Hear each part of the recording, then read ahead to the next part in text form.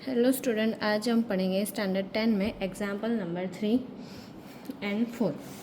So example 3 में क्या बोला है, find the zero of the polynomial x square minus 3, verify the relation between the zero and coefficients. मतलब कि यहाँ पर हमें जीरोस ढूंढने हैं, कोफिशिएंट ढूंढने हैं और रिलेशनशिप। अब यहाँ पर इक्वेशन क्या है हमारे पास, एक्स स्क्वायर माइनस 3। अब अगर आपको ऐसे क्वेश्चन में ए बी और सी लिखना है तो आप कैसे लिखोगे, सबसे पहले ए बी सी लिख लेना है, ए बी और सी। सो ए क्या आएगा, 1 आएगा, बी हमारे पास है ही नहीं तो उसे लेना है हमें 0 और सी आएगा -3। अब हमें सबसे पहले मिडल टर्म स्प्लिटिंग मेथड करनी है तो इससे क्या करना पड़ेगा, परफेक्ट मतलब कि स्टैंडर्ड फॉर्मूला में लिखना पड़ेगा, एक्स स्क्वायर प्लस 0x, क्योंकि x वाली हमारे पास इक्वेशन ही नहीं है, -3। अब ऐसा हम क्या मतलब कि कौन सा नंबर ले कि बीच वाला जो है वो क्या आए, 0x आए। अब यहाँ पर 3 दिया है तो अगर आप √3 इंटू √3 कर रहे हो तो इसका आंसर क्या होगा, 3 होगा। अगर आप उसमें भी एक प्लस ले रहे हो √3 और एक -√3 ले रहे हो तो वो दोनों क्या हो जाएंगे, कट हो जाएंगे। तो यहाँ पर ये मल्टीप्लिकेशन करके आंसर 3 आ रहा है, अगर आप प्लस माइनस कर रहे हो तो उसका आंसर क्या आ रहा है, 0 आ रहा है। तो ये वैल्यू हमारे लिए कैसी है, परफेक्ट है। अब हम मिडल टर्म स्प्लिटिंग यूज़ करेंगे। सो यहाँ पर हम लिखेंगे एक्स स्क्वायर, अब यहाँ पर प्लस है तो प्लस लिखना पड़ेगा, √3 एक्स। सेकेंड वाला हम लिखेंगे -√3x एंड -3। अब इसमें से कॉमन क्या निकलेगा, x, बचा क्या, x प्लस √3। अब यहाँ पर √3x और 3 है तो अगर आप 3 को √3 इंटू √3 करोगे तभी तो ये 3 बनेगा। सो यहाँ पर कॉमन हम निकालेंगे √3 और लिखेंगे x, यहाँ पर माइनस माइनस क्या हो जाएगा, प्लस √3। अब ये दोनों को हमें एक साथ लिखना है और ये कोई भी एक ब्रैकेट। सो हम यहाँ पर लिखेंगे x -√3 और x प्लस √3। अब हमें इसमें से एक अल्फ़ा और एक बीटा मतलब कि ये दोनों के हमें ज़ीरोस ढूंढने हैं। तो अब हम यहाँ पर लिखेंगे x -√3 is equals to 0 and x plus √3 is equals to 0।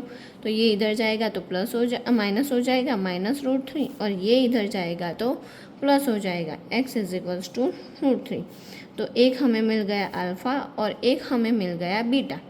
अब सम और प्रोडक्ट हमें ढूंढने हैं तो यहाँ पर हम लिखेंगे sum is equals to alpha plus beta -b/a और यहाँ पर प्रोडक्ट में हम लिखेंगे alpha into beta is equals to c/a। So alpha plus beta हमने लिया है तो क्या होगा, √3 प्लस और एक है हमारे पास -√3 और b कितना है यहाँ पर 0, -0 और a है हमारे पास 1। अब यहाँ पर देखो √3 प्लस और माइनस क्या हो जाएंगे, माइनस। सो एक प्लस है और सेकंड वाला माइनस है तो दोनों ही क्या हो जाएंगे, कट। तो आंसर इसका क्या आया, 0। अब यहाँ पर 0/1 लिखा है डिवाइड में तो इसका भी आंसर क्या होगा, 0। तो दोनों के आंसर कैसे आए, इक्वल। अब इसका भी आंसर कैसा आना चाहिए, इक्वल आना चाहिए। सो यहाँ पर लिखेंगे अल्फ़ा इंटू बीटा मतलब कि √3 इंटू -√3 इज इक्वल्स टू सी कितना है, -3/a है 1। सो यहाँ पर √3 इंटू √3 करोगे तो आंसर होगा -3 इज इक्वल्स टू 3। 1 नहीं लिखोगे तो वो चलेगा। Question number 4, find a quadratic polynomial the sum and the product of whose the 0 -3 and 2। अब यहाँ पर हमें सम और प्रोडक्ट की वैल्यू दी गई है तो सम और प्रोडक्ट की वैल्यू जब भी दी है तो हमें उसके ऊपर से क्या बनानी है, इक्वेशन बनाना है। तो हम यहाँ पर लिखेंगे, क्या लिखा है, सम एंड प्रोडक्ट मतलब कि ये सम होगा और ये प्रोडक्ट। तो यहाँ पर हम लिखेंगे sum alpha plus beta is equals to minus B upon A. तो सम यहाँ पर लिखा है, तो इन दोनों की मिलकर वैल्यू क्या है यहाँ पर -3। अपॉन में हम लिखेंगे 1, क्योंकि अपॉन में कुछ दिया नहीं है, अल्फ़ा प्लस बीटा।